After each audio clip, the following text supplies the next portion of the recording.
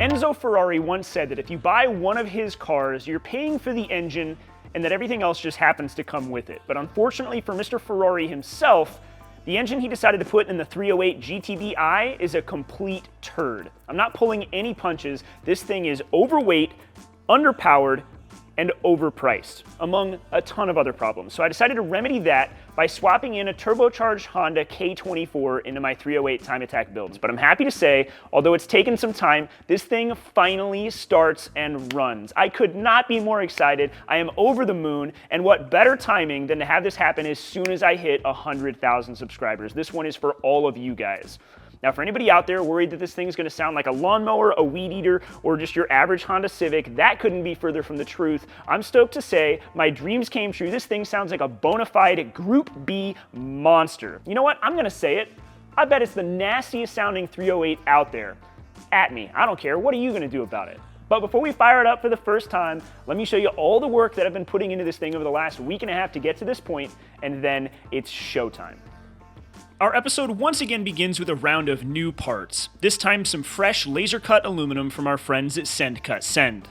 In a previous episode, I showed you guys where we want to mount our battery. It's just in front of the rear passenger wheel. But in order to mount it there, we need a battery box, a safe way to secure it in the event of an accident or heavy G-forces so we don't have problems. Using Fusion 360, I drew this battery box up in CAD, and I sent the DXF files to Send Cut Send, and now we've got a package here at the StanceWorks shop. All we need to do is open it up, fold up the parts, and weld it together. Now, having my own sheet metal brake does make folding this part up a little bit easier to pull off, but if you don't happen to have an 8-foot-long, 2,000-pound metal shaping tool in your garage, Send Cut Send will bend your parts for you. With our parts folded up, it's time to stick them together, so I got out the TIG welder and made these things one solid piece. And I was pretty nervous going into this because, as you guys know, I'm an amateur when it comes to TIG welding aluminum. But honestly, I'm pretty happy with how this stuff turned out, which seems to be a common theme when it comes to my aluminum welding. I can definitely tell that I'm getting better with each and every project that I tackle. To finish out the battery box, I added some holes into the bottom, and then I countersunk them so that we can have flush-mounted hardware with which we can bolt it to the Ferrari's chassis.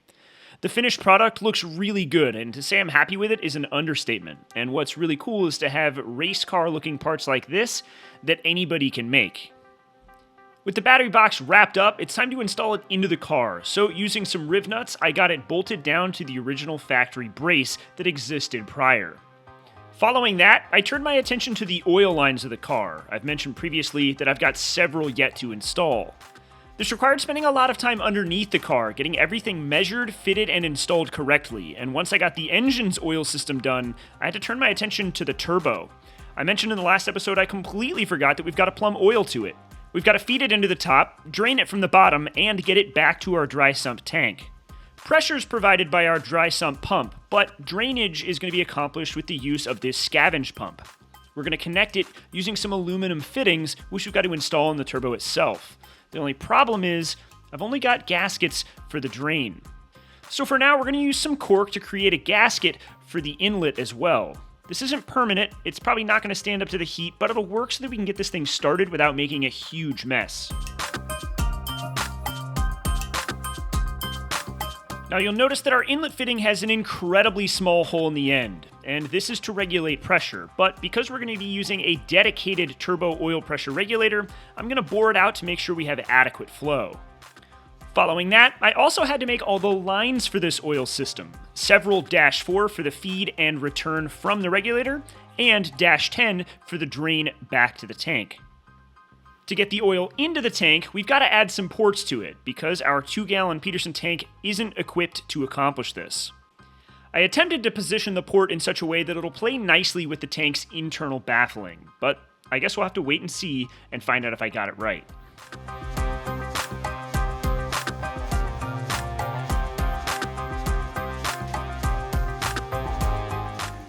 And as you guys can tell, I'm getting a lot better at this whole aluminum TIG welding thing. I'm just kidding. This one's mine. And it's good enough. Not perfect, not great, but it should seal, gets the support where we need it, let's get this thing back in the car. But not before we add one final fitting, the return line for our turbo oil pressure regulator. We need a place for all of our excess oil to go, and we need to send it back to the tank. While we've got parts out of the car, let's take a look at our scavenge pump itself. On the end of its cable, we've got the wrong plug to connect to our harness, and in its place, we need to swap it out for a Deutsch connector. And that is what you see here, a universal, relatively motorsports grade connector that you can buy in bulk, and they're incredibly easy to use. I'll even link this kit in the description if you want some of your own. The nice part about Deutsch connectors is that not only are they weatherproof, they're also modular and easily replaceable, easily serviceable, and have a lot of different variants to suit any need that you might drum up. There's a reason they're a go-to on many lower-level race car harnesses, and there's a reason we're using them too. So we'll rinse and repeat this process on both of our water pumps as well. Next on the list is to add an O2 sensor bung on our exhaust pipe. After all, it's critical to monitor our air-fuel ratio, especially once we start making boost. We'll continue crossing things off our list by turning our attention to our spark plugs. For this car, I've decided to run NGK's Iridium BKR9EIX, part number 2669, which has come recommended to me by a number of guys with similar engine setups. They should also pair well with our Nissan R35 GTR coil packs, and we've adapted those to fit the K24 using a PRP adapter kit. While I worked on that, my buddy John worked on hand cutting some gaskets for our throttle body. Because we've got stacked adapters in order to make the Bosch drive-by-wire throttle body work, John had to make more than one gasket that is not an off-the-shelf part.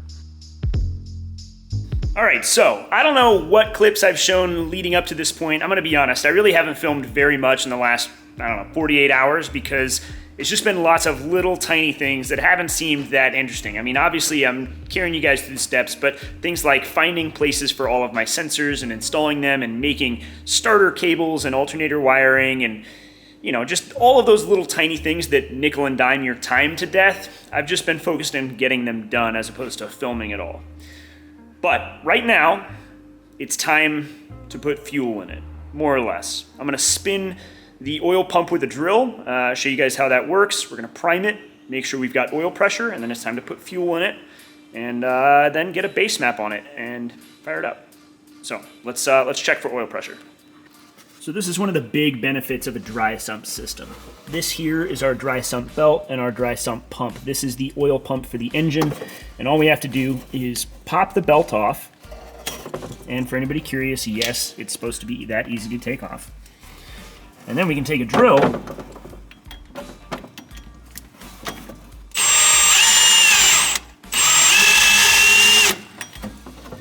and spin it to make oil pressure. And I've confirmed on the ECU that we do indeed have it. So we can put our belt back on and put fuel in this thing. So let's talk about fuel. I'm going to be running VP's 110 octane race gas, and while I've explained why in depth in previous episodes, the two easiest answers are 1, the cost of changing over my pump setup, and 2, the availability of it. I can get 110 at the track. With a 10-gallon fuel cell, it's going to go quick, and I like the fact that I won't have to drag a 55-gallon drum with me. With fuel in the car, Andrew Molina from Animal Auto hopped into the Nexus R5 ECU and began laying down a base map and testing all of the basic systems. Now the harness inside the car is just laying here, it's a mess, but we have our cluster over here, we've got our throttle pedal and our CAN control pad, and with all this stuff we can do a lot of really cool things as we're kind of prepping. So the ECU tells us that it's on, and we can do things like priming the fuel pump, and we can also prime the scavenge pump for the turbo. And we've got full control. We got to put labels on these, but we've got full control of everything, including ignition and starter. And we can also test the throttle body with the drive-by-wire pedal.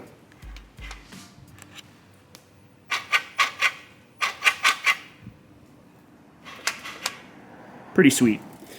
So with the ECU, we can check all of the functions of everything before we fire it up, and everything looks like we're in pretty good shape. And thus began the final run of tying up all of the loose ends. With everything in order, the Honda-swapped Ferrari 308 is about to fire up for the first time ever.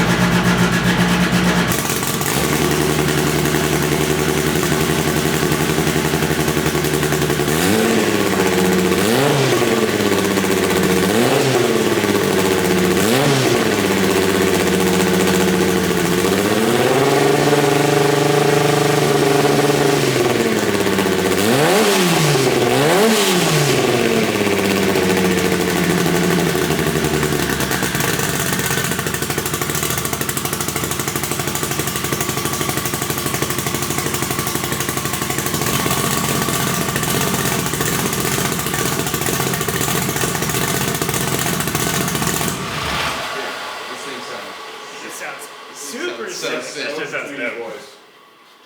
He Oh, loves it's it. just smoke coming out of it and coolant. I was gonna bring that up, but you guys were already. Yeah, it's just the exhaust burning. This is the coolest this car could ever sound. No joke. It sounds way cooler. That's what this car should sound like. It's no joke. It's louder than I thought it would be. I don't know why I thought it would be quieter than that, but like through the turbo and all that, it sounds fucking. Dude, that's as cool as this body could sound. It sounds sharp. Obviously, I'm ecstatic. So let's run it back one more time, this time with a little bit of narration to explain a little bit more of what's going on.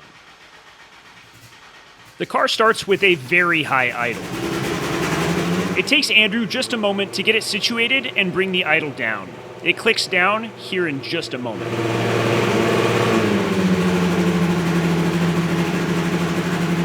And then we get it to drop again to an appropriate idle here. Yes, for the curious, it is running on all 4 cylinders. That nasty, choppy idle is caused by our VTEC delete. Here, I'm giving it a couple of test revs while Andrew watches the AFRs. But then he steps in, holds the throttle to make sure all is good, and then revs the car twice to about 5,000 RPMs at 40% throttle.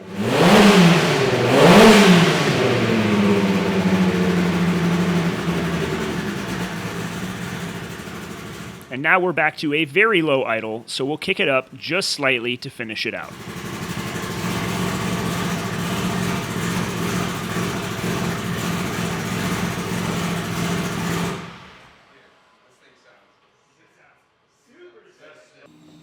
So yeah, it runs, and honestly, I'm just at a loss for words.